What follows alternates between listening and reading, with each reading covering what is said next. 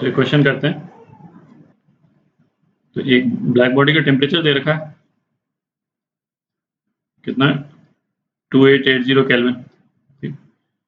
अच्छा, energy of radiation emitted by this body with wavelength between, है ना, 3 अलग अलग वेवलेंथ ग्रुप्स दे रखे हैं और उसमें जो बॉडी एनर्जी एमिट कर रही है उसको U1 U2 U3 बोल रखा है।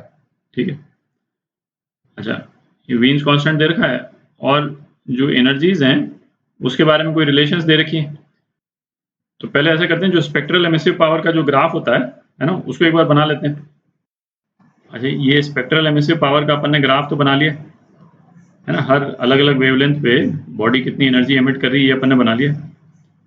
इसको यदि मैं λ1 को बोल दूं 500 नैनोमीटर और λ2 को 1000 और λ3 को 1500 नैनोमीटर, तो अब क्या ये अपने को मालूम नहीं है कि से यदि λ1 λ2 λ3 यहाँ आ रहा है ना, तब तो जो एनर्जी जो है वो U1 U2 U3 इस तरह का रिलेशन हो जाएगा, है ना। λ1 λ2 λ3 यदि दूसरी जगह कहीं पे आ रहा है ना, λ1 यहाँ λ2 यहाँ, हो सकता है λ3 यहाँ आ रहा हो, ठीक है, तब एनर्जी कुछ और रिलेशन हो जाएगा। आप देख रहे हैं, ठीक है। तो अपने को ये पता करना जरूरी है कि λ1 λ2 λ3 आ कहाँ रहा है, पीक के इधर आ रहा है, पीक के दूसरी तरफ आ रहा है ना, उससे अपने को आइडिया लगेगा। तो वीन्स कांस्टेंट दे रखा है, तो इससे अपन, और टेम्परेचर अपने को मालूम ही है, तो हम λm तो निकाल ही सकते हैं। वीन्स डिस्प्लेसमेंट लॉ जो था वो क्या था, λm t जो है वो वीन्स कांस्टेंट के बराबर होता है। ठीक है, तो ये अपने को λm मालूम चल जाएगा, इससे ये जो λm है वो मालूम चल जाएगा और उससे फिर हम कंपेयर करेंगे इन बाकी लैम्डास को।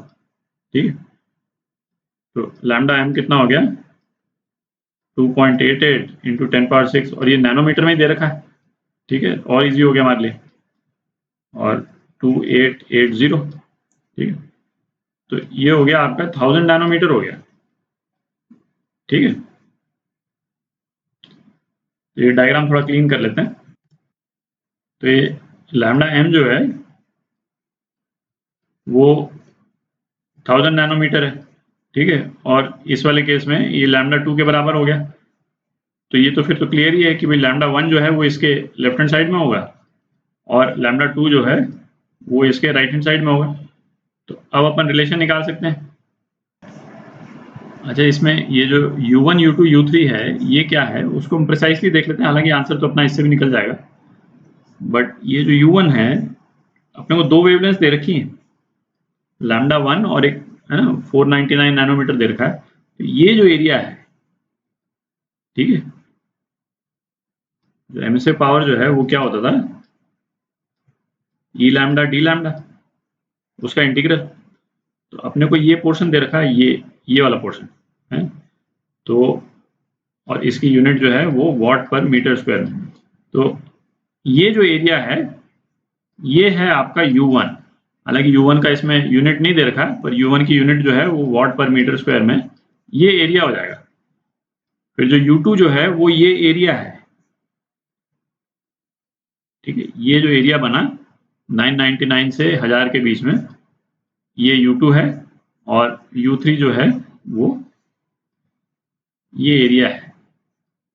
ठीक है, तब कह रहा है U1 इज इक्वल टू 0, हम कह नहीं सकते, है ना, ये ग्राफ जो है वो कहाँ से शुरू हो रहा है अपने को नहीं मालूम, तो नहीं कह सकते। U3 इज इक्वल टू 0 ये भी हम नहीं कह सकते। U1 U2 से ज़्यादा, है ना, ऑब्वियसली दिख ही रहा है ना, U1 कम है U2 से, U2 तो मैक्सिमम है, और U2 U1 से ज़्यादा है ना, तो ये करेक्ट है, दिख रहा है अपने को, तो इसका डी पार्ट करेक्ट हो गया, ये आपका आंसर।